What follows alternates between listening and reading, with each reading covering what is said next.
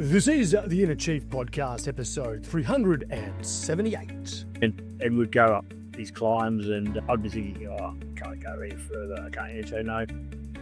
Just one more switchback. And I still use that memory of that today. One more, you just don't know what view is around. And it served me so many times. You come around and, oh my gosh, this is fantastic. I have to go and see what's around the next corner. And that takes a sense of the wonderment, the excitement of what's there.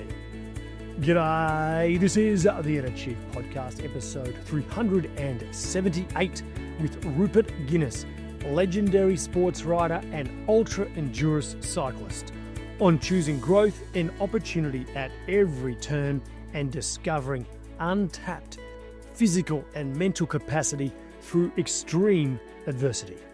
I am your host, Greg Layton, founder of Chiefmaker and the Council of Chiefs. I believe there is a great chief in all of us, and that through listening to the stories, strategies and techniques of great CEOs and gurus, each of you can find and leave your own legacy through your work and life. The Inner Chief Podcast is where you will learn how to think and make moves like a CEO, like a true chief. For over a decade, I've helped CEOs and senior executives around the world boldly lead change, inspire their people, and leave a legacy. On the Inner Chief Podcast, I bring these stories to life with deep diving CEO interviews, interspersed with minisodes covering key leadership challenges, so you will find your own path to greatness as an executive. In this episode, I chat to an all-time favourite of mine, one of my favourite journalists and sports writers, Rupert Guinness.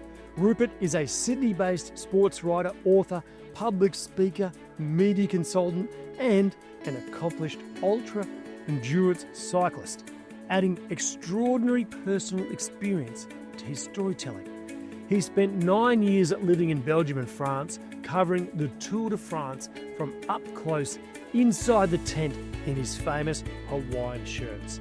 Since then, he has written for major publications including the Sydney Morning Herald, the Australian and the Daily Telegraph. Across his career, he has reported on an exceptional array of sports, covering the world's biggest events, the Rugby World Cup, 4 Olympic Games, and wait for it, an extraordinary 31 tours.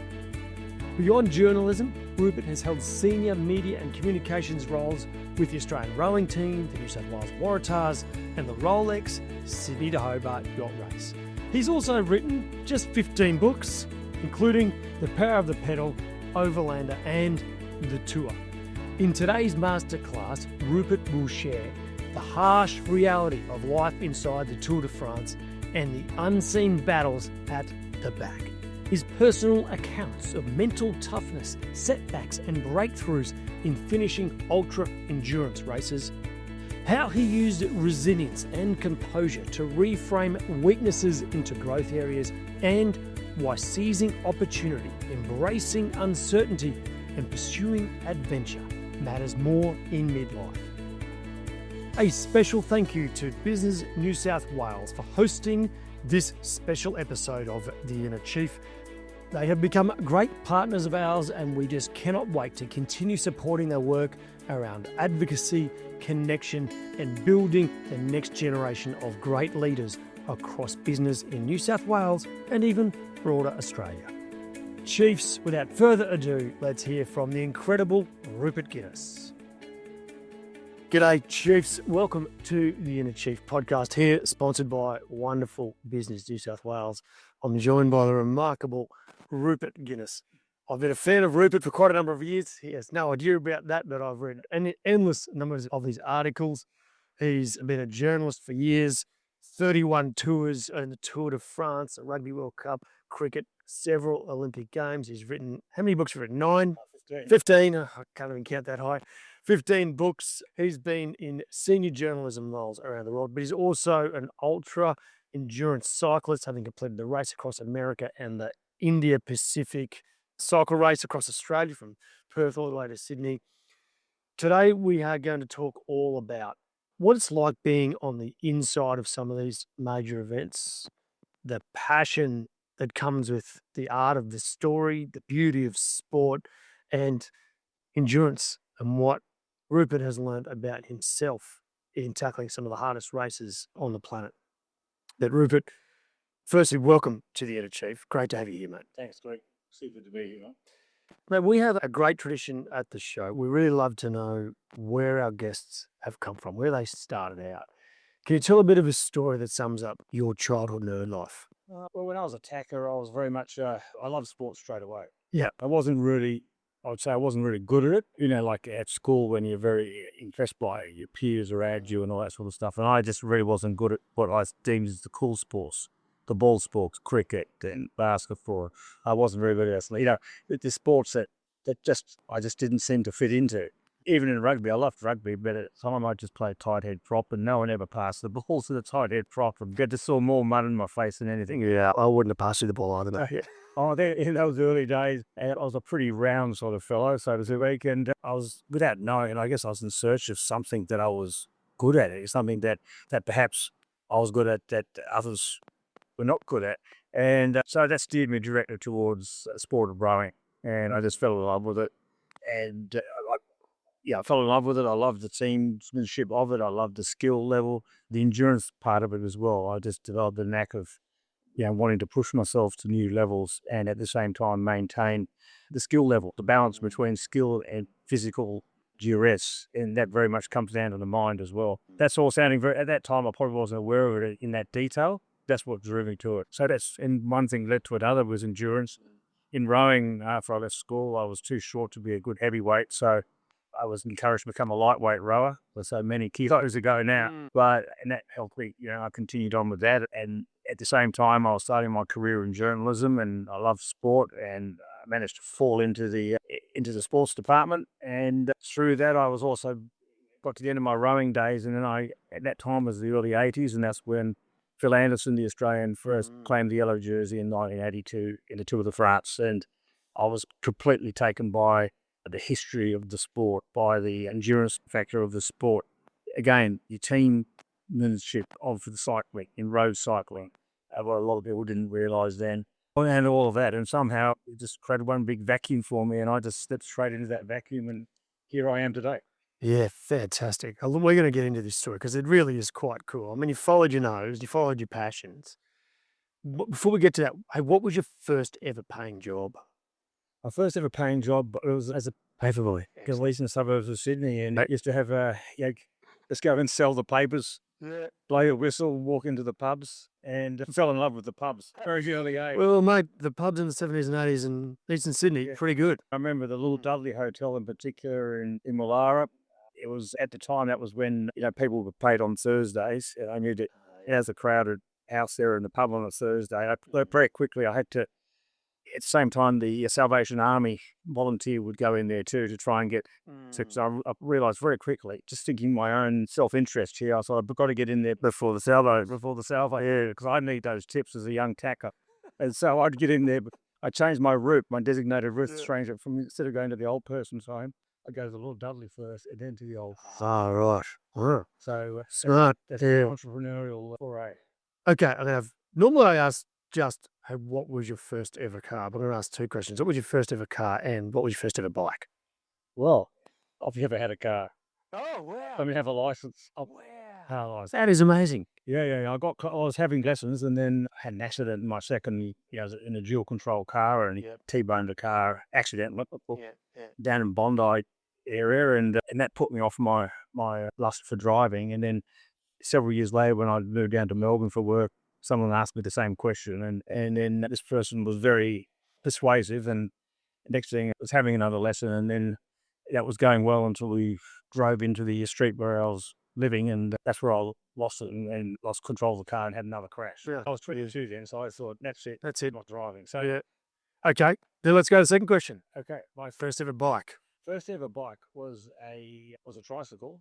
I have a picture of me on the tricycle crying in a pool of mud. But fast forward from that, it would have been it was a dragster, the old drag. Oh, wow, yeah. Beautiful, nice, beautiful. And after that, first road bike was a Bennett bicycle, a red Bennett bicycle. That was my first experiences in riding on the road, and even contemplating, or someone else contemplating, that perhaps I should pursue cycling.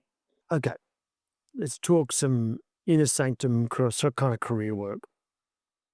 As we said earlier, you've covered 31 tours. You've been on the inside all the way through some remarkable dynasties, right? What's your favourite story from that time? It's hard.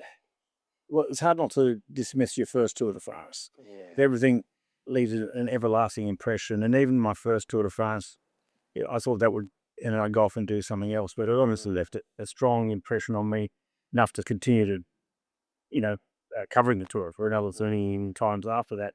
So that was in 1987. And at that time, I'd just started at a English speaking magazine that was then published in Brussels called Winning Magazine. And at the time, this was all before internet and everything, the media we know today. At the time, Winning Magazine was the leader in the marketplace for English speaking publications on cycling.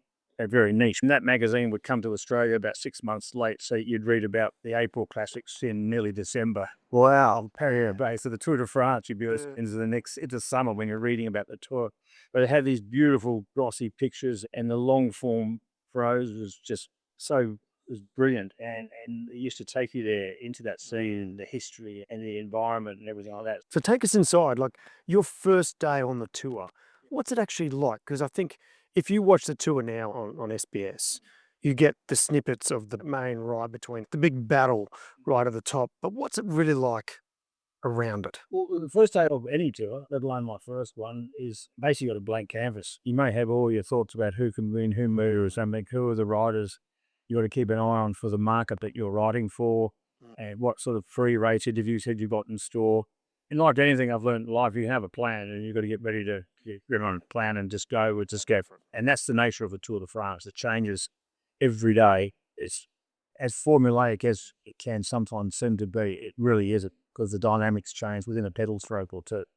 And so my very first Tour de France, obviously I had a blank canvas in my mind. I was just learning with every minute of that first day. I did have a good start in the fact that I was going to do a rider's diary for that Tour de France locked in. So I knew there was going to be an actual insider piece. That rider just happened to be the Irish cyclist Stephen Roche, who ended up winning the Tour de France. And I remember we did the deal on that, and there's no money involved, no contract, it was just a handshake and him promising to do it. That we did that earlier in the year, that agreement. He won that year's Giro d'Italia, so we already knew we were on a bit of a big, good hope here.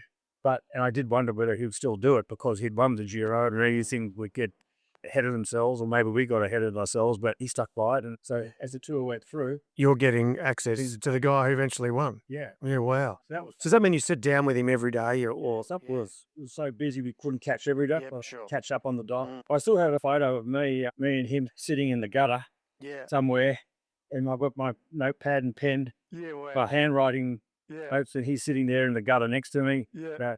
And I still think, wow, how things have changed. Up the tour, you've got these big buses, and you've got, everyone's on microphones everywhere. With COVID, with sponsors, this and that. That Tour de France also, you ask about impressions, it started in West Berlin. I remember flying in, and the plane, there's a British Airways plane, and it flew over the wall. I remember just seeing the contrast of East and West Berlin.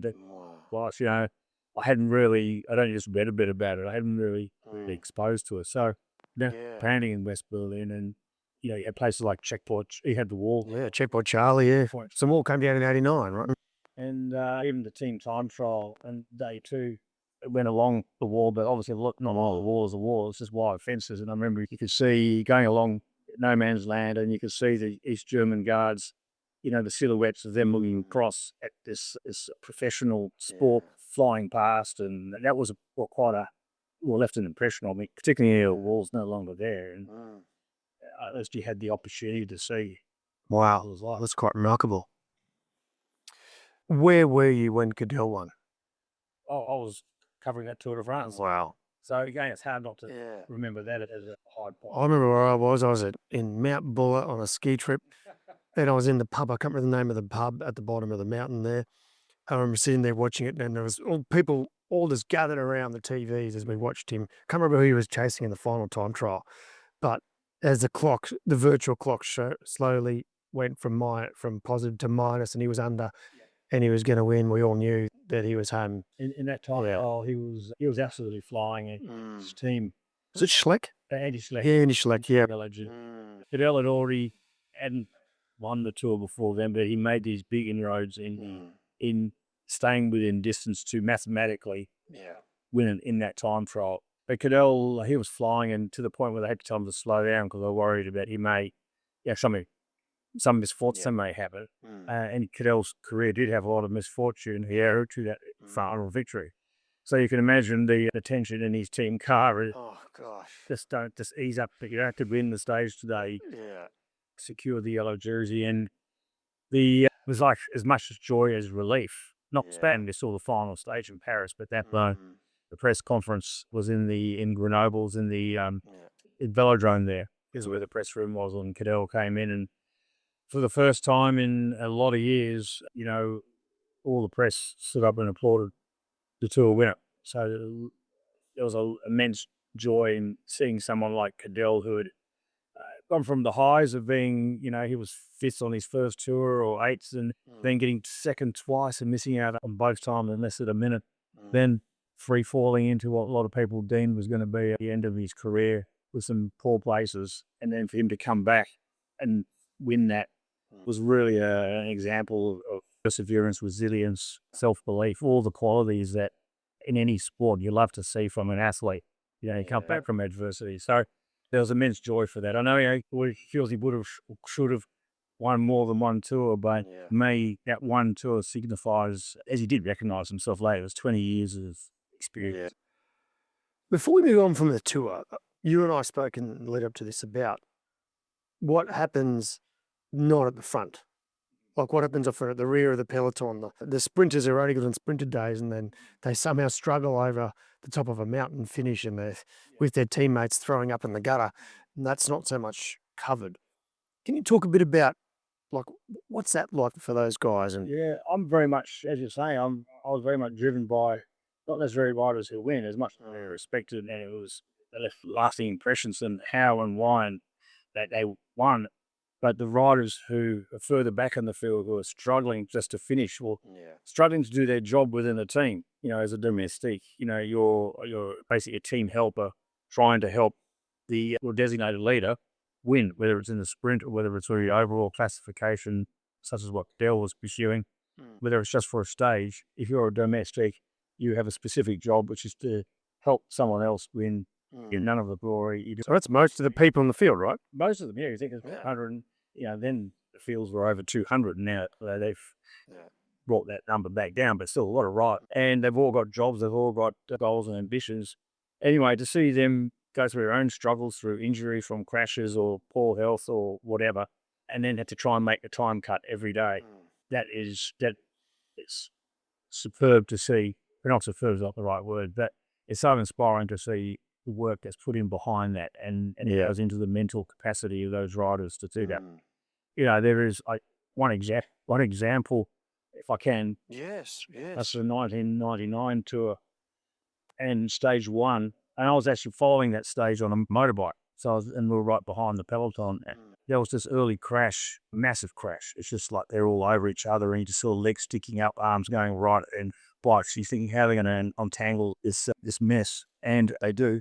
But anyway, there was an Aussie rider who was one of the last to get up, Jay Sweet, his name is. And he was riding on a French team, and he was off the back. There's two other French riders trying to get back on. And the distance between, and I was just like as close as we are, Greg, next to each other, but I'm on a motorbike. Yeah. You obviously can't do anything. No. As much as you feel, wish I could just, come up, but you can't do anything. Anyway, here's with these two French riders, and the peloton's about maybe 10 meters in front, and they're flying along because they're already split up.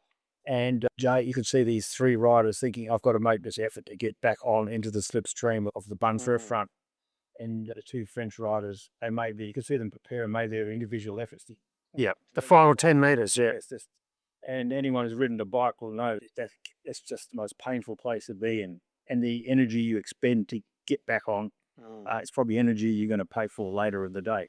But the two French riders, one by one, they get across. It's about like watching a movie when you see that. We jump across the ravine. Yeah, sure. Yes, Jay's the last one on his lonesome. I remember we had eye contact. I was just like, what, mate? And he tried and he just didn't make it. And he's back again. Anyway, he didn't make it, and he finished quite a way back that day. And then later on in the tour, he was struggling with the energy he expended. He was already out, he's injured his leg, and that wasn't getting any better. And then one day in one of the mountain stages, it was in the Sestriere, and he'd finished way behind the time limit. And his hotel then was very close to the finish line, and in the disappointment and fatigue, rode straight through out of the time limit. And then he's so exhausted emotionally and physically, he went straight to sleep. Bang, like within maybe 40 minutes of finishing, and riding most of the stage in the solitude. He's in this deep sleep, and he'd reconciled with the fact that he's out of the tour. Next thing, he's just being woken up, and there's the French soigneur of his team with a glee on his face saying, Jay, you're back in the tour. They've decided, because they do have the discretionary, the spirit you show to try and finish, they can put you back in the tour. But Jay, he reconciled with the fact his tour's over. He's so exhausted. He thought it was a nightmare, and he just went like, "Oh my gosh, I've just come to terms with it. I'm going to do this all over again." Yeah. The next few days, he was the last place rider of the general classification. It was known as the Lantern Rouge, the red bike like the back of a train. Yeah, sure. And with that becomes a bit of fame. Right. The last rider personifies the last person in the race. Yeah. He can stay in there, and that's going back to the story from Australia, from the behind scenes of the race.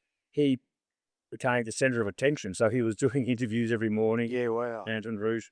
Then came another stage where he was way behind. Yeah. And there was no comeback for him for that one. I think he was relieved. And I remember following that story. Yeah. He really put so much into it, but he still had a twinge of humour about it as well. That rude awakening, so to speak. Yeah, I bet. It's better. Yeah. Chiefs, do you feel like perhaps the focus of the business, the mindset, the energy of the business doesn't match where the business is at in its performance? We have a very special download resource for you. It is all about situational leadership, so you can take your people on the right journey based on where you're at right now. It teaches a framework called Fix, Reset, Grow, Change the Game, and this is a really important piece of the pie. Whenever I'm doing my consulting with large organisations, we start here. We need to know how the business is performing so we can work out the right moves in the right order to get it moving fast in the right direction. Righto, Chiefs, if you want that resource, just go to chiefmaker.com/fix, reset, grow. That's chiefmaker.com/fix, reset, grow. And the download is there for you.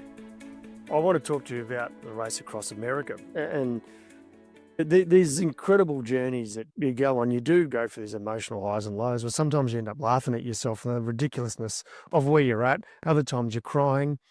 These are tough journeys. So race across America, for those that haven't ever heard of this, Rupert completed for the first time at age 61, right? So 3,000 miles or 5,000 kilometres, twice the length of the Tour de France, 102,000 feet, so what's that, about 50,000 vertical metres, so it's 5 Everests, right, in about 11 days. So half the time of the Tour de France and double the distance from West Coast California to Atlantic City, across 3 mountain ranges, 4 deserts, whatever it is. It's nuts. For anyone that's ever ridden, to consider doing a 5,000 kilometre ride with 50,000 vertical metres is in 11 days.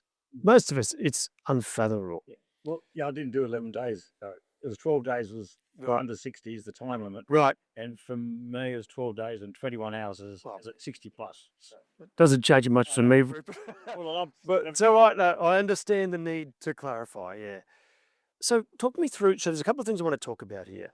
One is there is a great movement going on now. A lot of middle-aged people are heading towards these ultra-enduro races. Maybe they weren't great athletes as young people. Like you and me, we did okay, but, diesel engine, right? A huge diesel engine within you, there must be. What is drawing people towards this?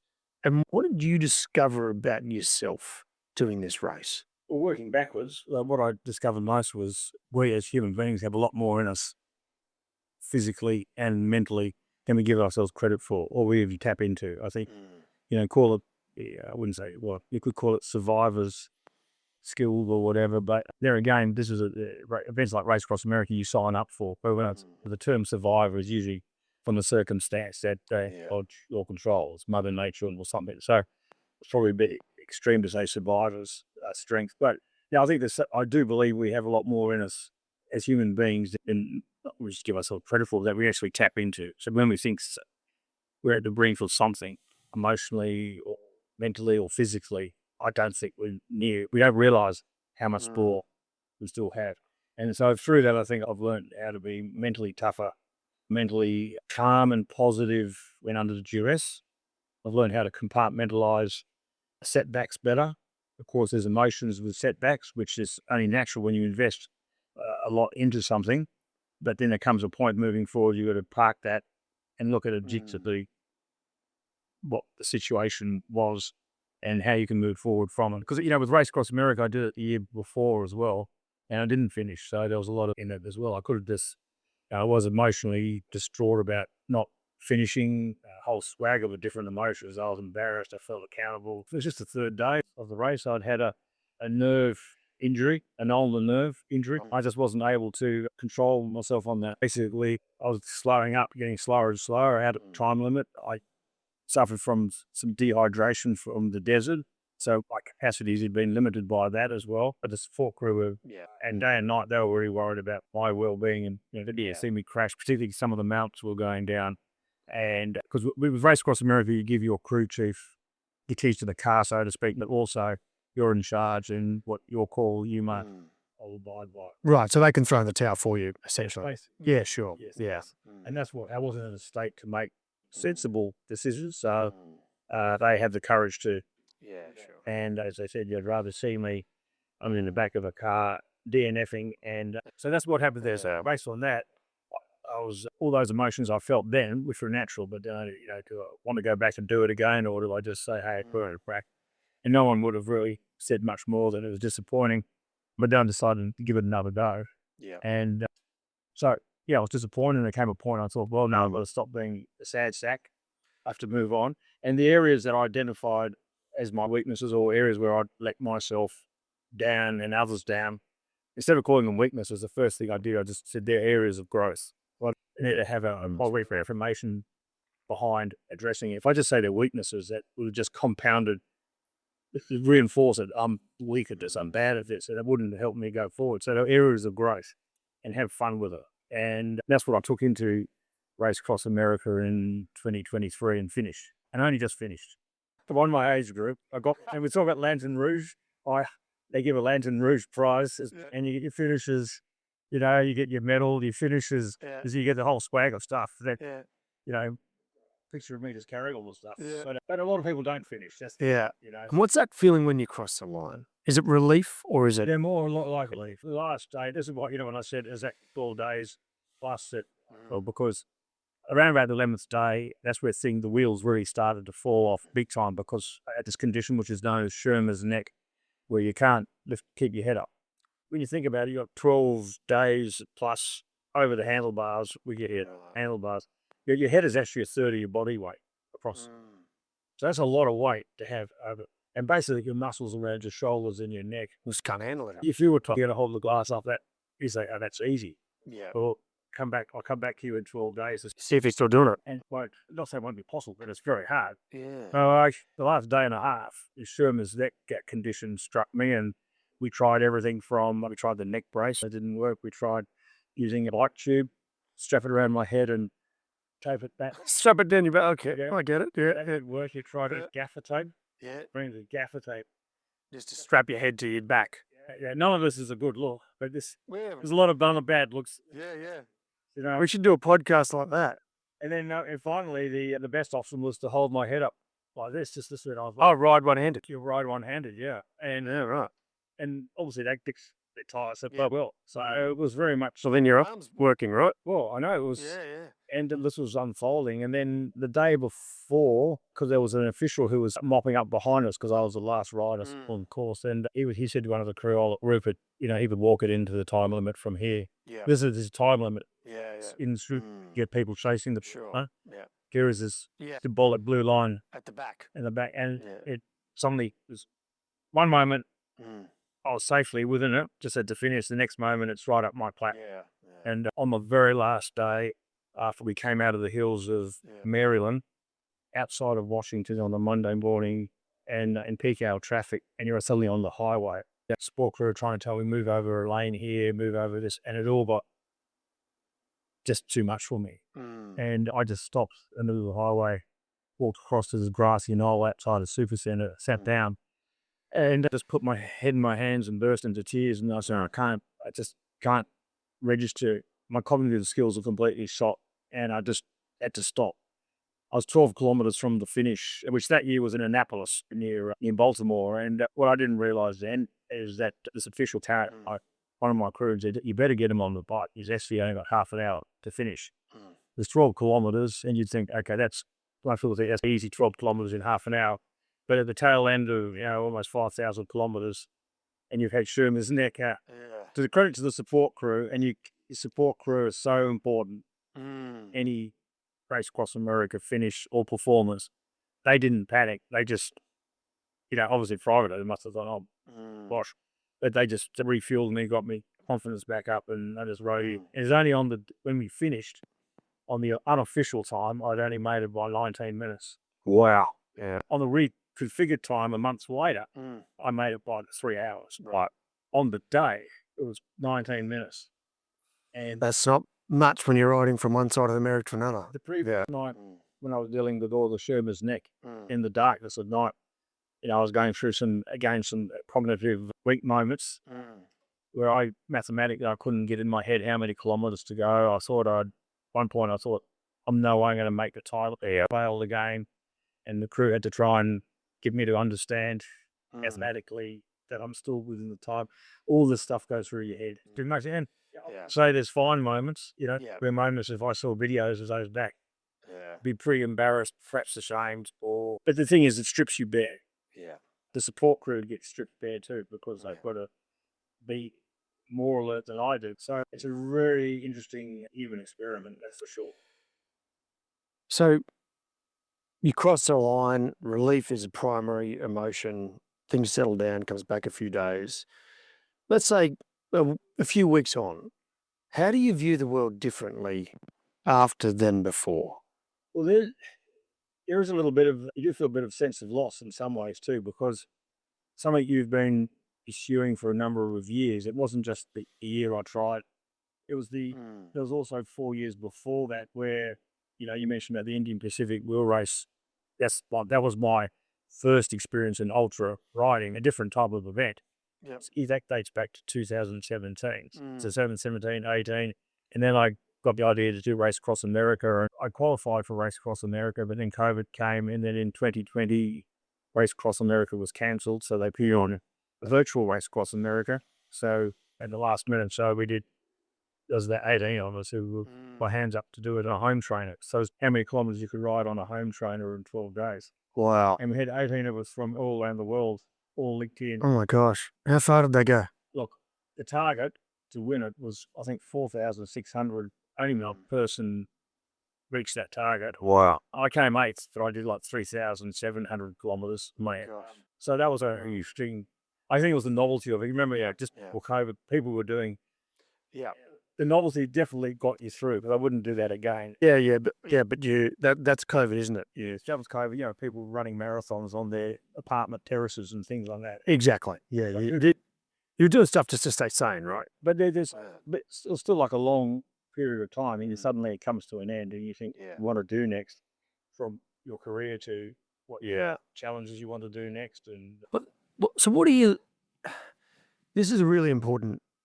I think the state of the world right now, a lot of people come into these kind of career crossroads kind of moments, or they're looking at their life now at about somewhere between 40 and 65 or whatever, and saying, I want more. But I'm stuck and I don't know what, and some of them are landing into enduros or whatever where they can build up to it. What's your sort of philosophy on life now? I don't know if that's a very broad question, but I just wonder, how do you think about it? Well, I certainly don't think that you have to race, run, walk, or go across a cliff to not say fulfill, but to live your life. your mirror and your mid. No, not everyone's going to do that, Jack. Yeah, I certainly don't think that's. But what I like about this part of our lives is that it's a reinforcement. It's never, the old cliche. It's never too late to learn. Never too late to experience something. It's just with a great opportunity. When we've had, say, 50 plus years of the opportunity of life to actually think about. Not so we don't think about. When we were younger, we think a lot less about what we're doing. You're constantly going through. You think you're invincible. When you go from 50s and later, you've had a few reality checks along the way in our personal lives and career, in sport, and in our interests and stuff like that, and whatever our goals and objectives are. But now you've got a chance to put some wisdom behind the adventure that's still out there. And again, adventure doesn't have to be racing across a country. Adventure can be just something new you haven't done, something you wish you had have done, and the opportunity. So never hesitate. If you really want to do something, don't balk at it. Just give it a crack. Give it a go. And the other thing is I've learned is, what you set out to achieve, you may not reach that mark, but what is the real success and you setting up for something? One is the fact that you started. That's a success, better than being sitting down and not. If you want to do it, don't. As I say, don't die wanting. Just give it a crack. But two, the success that comes out of something may be something totally different. Could be something absolutely, perhaps more powerful than what you were looking for. It's not necessarily the trophy that's out there or the age group medal.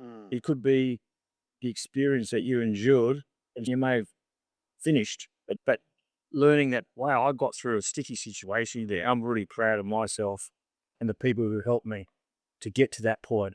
And that can sometimes be more valuable than the object. Absolutely. Trophy, Yeah. medal. I love that line. Someone only said this to me recently. We learn at the edge of our comfort zone, or really beyond it. I think you learn a lot beyond when you're in a situation, like you said, you're laid bare, you're out of your depth, you don't know what's going on, but just one foot or one pedal in front of the other and go, well, let's just see what happens now. I haven't experienced it. I've done a number of I've done 10 Ironman songs now, and my last one was back 2014 in Melbourne. I remember before that I did Hawaii a couple of times back in the 80s. I had one great race and I had one DNF.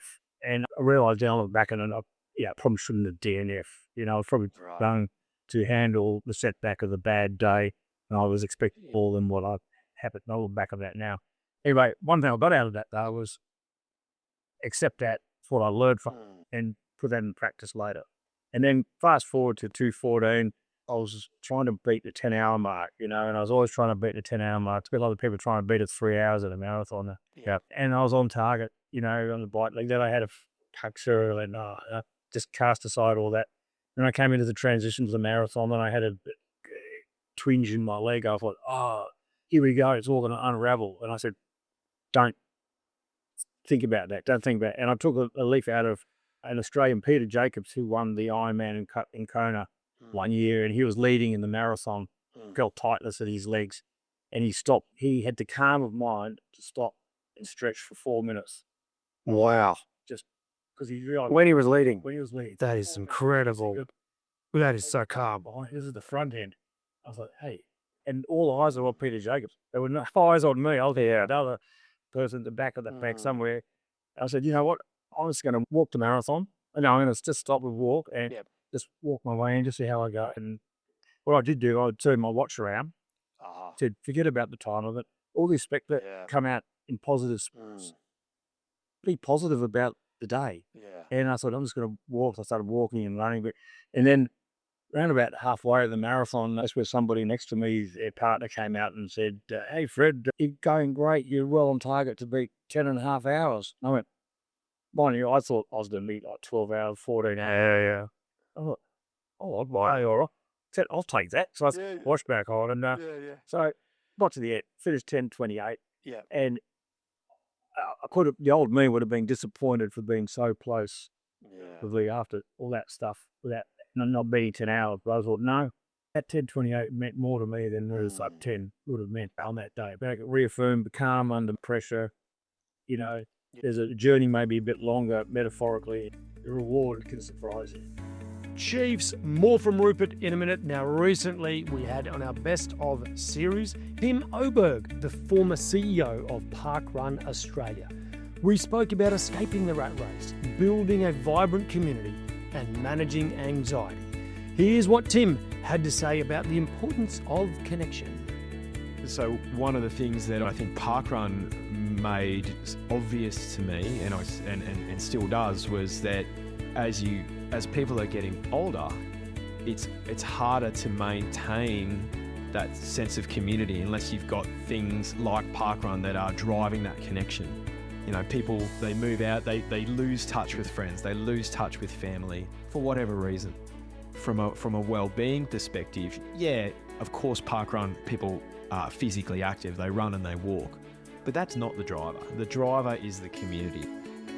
You can listen to that wonderful conversation with Tim Oberg by going to chiefmaker.com/377. Righto, Chief, let's get back to Rupert Guinness. Yeah, I did two ultra marathons across the deserts. One was the Gobi March in 2008. One was the Atacama Crossing in Chile in 2010. And I finished Gobi and it was all relief, like, because I didn't know what I was doing. I was just completely raw, just ran. And then when I got there, it was harder than I thought, and I walked a bit more than I thought. And I reckon I finished it with relief, but I didn't really perform as well as I'd hoped. I got to Atacama, I did a lot better training. A lot of those weaknesses you said, I turned into sort of growth areas and got myself to Atacama, but there'd been those big earthquakes in 2010. We got there late. I wasn't acclimatized, super sick on day one, throwing up into these little crappy bins in the middle of the desert. And just one day after the other, it got worse and worse. And I remember just being about end of day 3, so like a 45k day. It was brutally hot and just being sick as a dog and just crying, sitting on the sand dune. Could see the finish line in the distance going, oh, you're done, Greg. You're not going to get through this. Then I stumbled into the tent, into the campsite or the finish for the day, and went in through the medical tent. Was like a war zone. Like they'd run out of saline bags. It was just horrendous. Sat there for hours and hours. The next morning, the doctor said, hey, if you want to do the next day, you can. You look really sick, but I'm not going to pull you out. Guys, well, just so you know, it's a 45k day and there's a salt flat crossing in the middle and the rescue vehicle is a camel. So if you go down, I'm not getting you. All right, people have died out there, right? It was that. So, and I was like, and I went, oh, I'm not doing that. And I went, okay, I'm out. And if I had pulled out of the first race, I don't think I would have recovered mentally. But I pulled out and just was utter peace. I went, it's okay, mate. And I think that, I don't know what it was, but there's that shift. The next day, I took the next day off. I missed one day, and I got back in and did what's called the long day. It's sort of 80, 90k day. And I fully recovered on that day off because I'd finally acclimatized, and I just went with freedom after that. And it was no longer the drive to prove anything to myself anymore or beat some time that I pulled out of my ass that I thought would be important. And it was, of all the time I spent out there, it was the most enjoyable day. Fastest I ever went. Yeah. And I went, oh my gosh. Wow. Like sometimes we do it all to compete, but really, is it just about freedom? I think you hit a nail on the head with the freedom. In the first Indian Pacific Wheel race I did, I only got halfway as far as Adelaide, and that was 5,400 kilometre event then, but 2017 when English cyclist Mike Hall was killed and was cancelled halfway. But I remember when I started it, I was staying in race mode, and I remember the first day, it was like 320 kilometre I did, and I was like, kept with buckles, and I remember thinking, this sounds naive, but I'd never even ridden 300 kilometres before. Well, I was going to do 300 plus every day. Yeah. That's a big learner. Anyway, I went back the next year, I just thought, you know what, I'm not taking in the word race, and ended up doing consistently longer days that I was, and I was enjoying it. Yeah. And I'm taking the scenery, and I used to use, if I was getting tired or stressed, I'd say just around and think about breathing, the opportunity you have to ride your bike every day. It was in the mind. Yeah. And I think one thing that starts to come into your mind is you have better moments in the world or the nature you're in. Like, you ever have a moment, I bet you've had 100 of these. You're on a bike, you come over a hilltop or something, or up onto a plateau, and you enter an environment and you go, oh, wow, how the hell did I get here? This is amazing. I'd never be here if I hadn't got off my ass and done something. What's a moment like that? You got one that you remember? Well, even just recent hiking in Scotland. I were up in the Highlands of Scotland and hiking up Ben Nevis, the highest point in the UK, and we were blessed with a near perfect day, relatively speaking. Yeah, I was very, also, though we were in that whole sky, we went ice. It's called the Hidden Valley, where they used to take cattle up there to hide them from the invading clan. And this real steep thing here, suddenly just come across on this valley. It's protected from these peaks all around it, and I remember thinking that exactly the same thing. Oh my gosh! I think anyone who ever goes to Isle of Skye will be amazed. Time stops. Is it that they've got the saying time stops there? I remember going over the bridge and I spent a few days there. Same thing on this hikes going. This place is different. It is an unusual something about it. But you know that sense of wonderment of what's around the corner. I mean, it was actually, you mentioned him before, Phil Anderson, and I became very good friends with Phil when I was living in France, down the south of France, and we were neighbours there, and I used to go riding with him on his recovery day after a week, Yeah. and we'd go up these climbs, and I'd be thinking, oh, I can't go any further, I can't get to, no, just one more switchback. You just don't surround the corner of the view, you may miss out, stunning view, and I still use that memory of that today. Well, one more. You just don't know what view is around, and it served me so many times. You come around and oh my gosh, this is fantastic. I have to go and see what's around the next, and it takes a sense of the wonderment, the excitement of what's there. And going back to what you're saying with the 50 years and on, there's so much of that for us. And I think, with the knowledge of training and training at nutrition and that level in 50 years plus. You're certainly not, you may be losing in muscle strength and in certain areas, but you still got a lot to give of yourself to find out and to pursue the unknown. In fact, you're better placed than ever. You're better placed. If you can take everything you've ever known from a wisdom perspective and experience perspective. And one little line that I learned off a very good mate of mine is, when it gets really hard, and it might be a shitty work day, shitty work week, it could have been a 6 months of hell, it could be anything you're going through, and everyone around you is really starting to feel the pinch as well. And that's when I go, I'm just getting started. Yeah. And he just reframes it. And he goes, and I turn up into work the next day and I look like I'm fresh. I'm ready to go.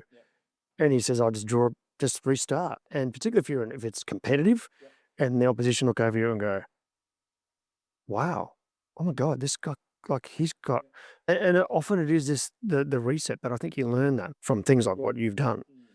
I was thinking about it because, I've been working in rugby, and one of it's been a great opportunity to work inside and I've done it with the Australian rowing team too, working inside the rowing team, and you see how things operate and at high performance and professional levels, and how people respond to again, as long as there is a wins, because when there aren't the wins, when there's setbacks along the way, and how people respond. And I think the Raiders pick the up for anybody is that, hey, whether it's a mistake you made or whether you had a bad day today, what you do next is the next option. That's right. To be better. Yeah. And even from what the setback, you can learn from what it's exactly. You can be better the next time of yourself. You can be the best. Yeah. You could be the best. Well, all the best didn't start there. Do you remember that movie?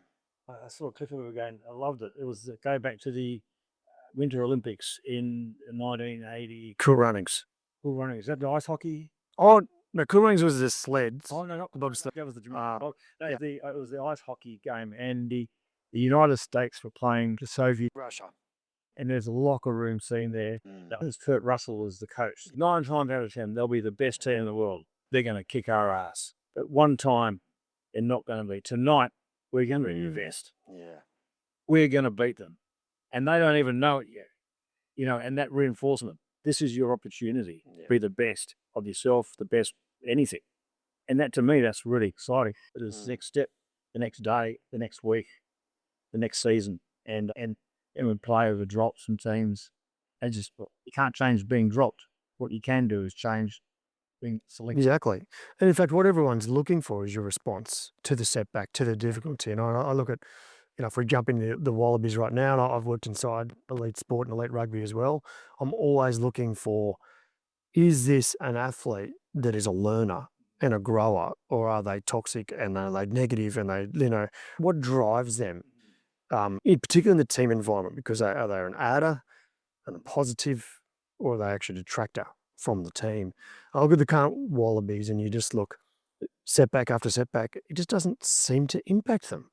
A culture within that group appears to be, I mean, I've not been inside, so I'm just watching from the outside, but it appears to me that they just learn and they don't let it. And I often say to, if I'm working with an athlete, for example, like a 5'8", I'll say, right now, if you're attacking 22, what's the one thing the opposition don't want you to do next? Right. And the one thing they don't want is for you to forget the setback. They want you to remember that, right? But if you just forget it and move on and the opportunity and go, well, the one thing they don't want me is to forget that and put a little chip behind them. Yeah. Next thing you know, you're in their head again and you're back. And there's something about the current crop, or some of them anyway. Yeah. It's impressive. Yeah, I think you're right. And it becomes, and that it ends up reinstilling self-confidence in themselves. Absolutely. And Yeah. I sometimes say to people, where sport is in those situations can be a great sort of message from that into, say, the business life. If you're working your career, say if you want to go for that promotion or to get that job, that dream job, don't overthink what you don't have. Just think about why you want it, what you want. Don't be afraid to put your hand up for it. But by doing that, that's half the battle. And if you miss out on the job, sure, there's disappointment, but you have a choice here. Do you get upset and leave the company, or go back and ask, I just would like to know, what areas did I fall short on my candidacy there, because I'd like to work on that. You going back to your employer and asking them that, one that may make say, gee, I made the wrong decision, I should have. But you know what? Next time something comes up, that person is already top of my list. That maturity, it also shows basic commitment into the organisation you're working for. If you miss out on the promotion, doesn't mean you don't like working at that organisation. But I can understand a lot of employees, they miss out on the promotion, so they get upset and leave. It isn't life, Rupert. Like when you start to realise that it's not fair, right? So a lot of the time it's not fair, and it is unjust, and it is terrible, and it is a setback, and and I think when you start to understand that those are the rules, it's okay. Yeah. I think, you told me a great story prior about how Anna Mia's decided one day to share on stage. It's just out of the blue. She'd love to be chef de mission one day of the Olympic team. Yes. And I'm not talking out of school on that, because we were talking about this same subject. Don't be afraid to put your hand up. She said it, and then word of mouth. Don't ask, don't get, right? This, and then it came. Okay. And you know what? I also think if you're the right person, the right commitment and desire, if you don't have necessarily the exact skill sets that are there, but that right person you'd think would be willing to and up those assets in the company or organisation that would want to help that person do that. I'd rather have that person with all the skill sets and qualifications, but be the wrong person. Yeah. To be the one that's divisive. And Absolutely. Yeah. and I think that goes in sport too. You see that in the sport a lot in football teams, rowing crews, and the likes. Even we talk about like you talk about the reserves. I've seen it in rowing being, they call them the spare. That's a very hard position to be in, and you're Like 12th man. you're around and quite often the spare is only announced at the last. Same with the Test cricket team, but how you respond can have such an impact on how the team performs. In many ways, it's one of the most important positions in that group. Yeah. And I've seen some remarkable responses. Fortunately, more positive than negative. And again, it goes back to, it's not necessarily the winners or the people on top of the dais that, as a journalist, I've been intrigued in this story. Is people like the reserves, the spare, people at the back of the pack, the Lantern Rouges, and you see some of those, athletics. People who pull a hamstring, but they'll cross the line because it's the Olympics. Yeah. So, inherently, just as I say, we've got so much more to give. And it's very easy to look at the sinister side of sport, at the bad people, the villains. But there's such the strength of human spirit in such a positive way is remarkable. That's what you've been drawn to, isn't it, over the years? And yeah, you really get a sense of that in the way that you've told story in wonderful books and articles over such a long period of time, and just brought that beauty of sport and what it does for human nature. I think we've all been inspired by that over many years, and it's just wonderful. Sort of all content for a book I'd like to get my teeth into. Yeah. Because I've been very fortunate to have written and reported on these events, to have worked inside some of these teams from capacity on the other side of the microphone, and at my own level to participate in my own way too. So I've been very fortunate to experience in sport and in myriad ways. Rupert, I think we could keep going, my friend, but unfortunately, time does hold us back from time to time. Normally, I ask a question: if you could form the ultimate executive team and put any three people on the leadership team, who would it be? But I'm going to change it up for you. I'm going to say, if you could go on a multi-day ride through the French Alps or the Swiss Alps, you get to go with any three people from any time in history, and you get to ride with them, have coffee, croissant, fantastic dinner, rosés, reds, everything you want. Who are you going to ride with? Who are you going to take? Any person from any time in history. I'd probably say, because it was forthright in my mind this morning, because I was just thinking through, as mentioning about books, and the one person I would say, the author of The Fight, of Muhammad Ali fight in the Rumble of the Jungle, year 74, Mailer. Oh, yeah. I loved that book, and I loved how he brought in not just the story of a fight, he brought in at the time in the civil rights in the United States, the importance of Muhammad, and then also first contrasting personalities of all the people in there, and then also the environment of Zaire, and it showed how big event sports, even in the 70s, how things could be maneuvered to put anything anywhere. There's no boundaries as to where things could be. And in a way, he also brought himself in the story without being self-indulgent, but he gave the reader a chance of feeling you were part. Yeah, well, So I'd love to him and be able to talk to him about that, and also writing books and that, because that very much influenced me, and how I was taught you've got to think about what you see as a journalist, what you see around you. And I think quite often in media today, particularly if there's so much of it is on video and social media and everything, our inherent skill sets of seeing, smelling and hearing, we devalue those in a way, see all that. And what's great about writing is being able to write. Yeah. So Richie McCaw, all right. Well, that's Captain, pleasure of interviewing him a few times, and even sitting down next to him at a dinner. And I was, as limited as the time of the dinner was, I remember leaving. I would love to chat a lot more with him, not just All Black rugby, but I was very much engaged by his love of glider flying. Oh, yeah.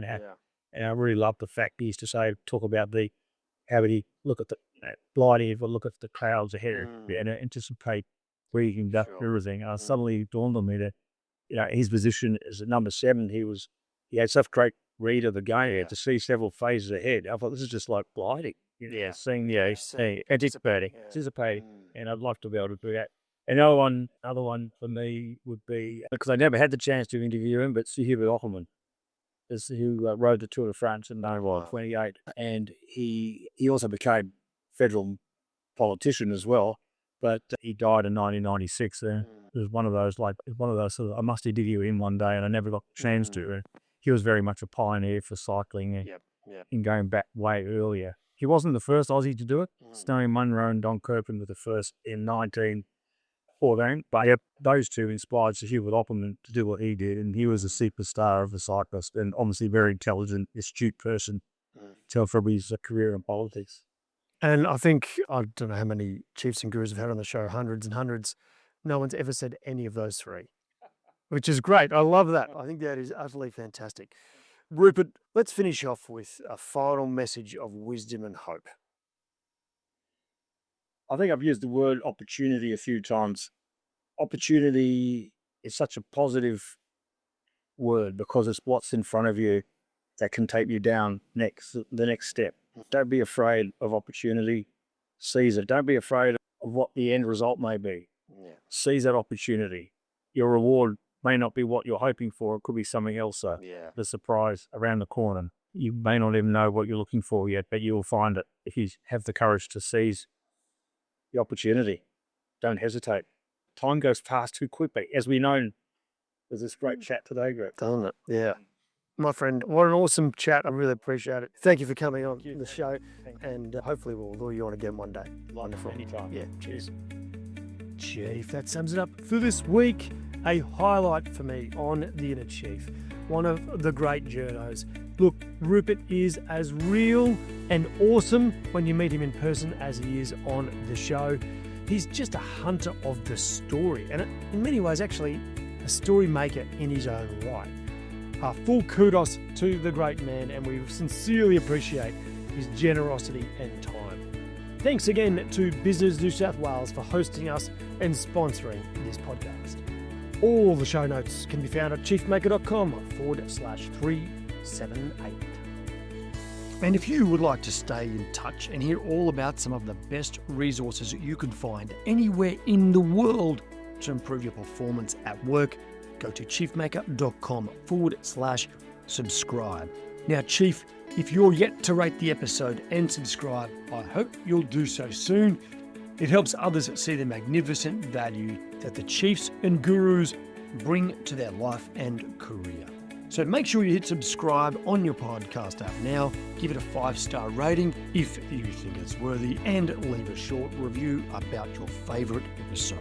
Righto, Chiefs, as always, remember to stay epic.